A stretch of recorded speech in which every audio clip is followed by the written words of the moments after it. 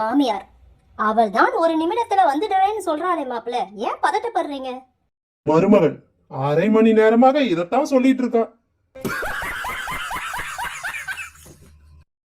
கோபு, உன் மனைவி இவ்வளவு நேரமாகியும் வீட்டுக்கு வரவில்லையே?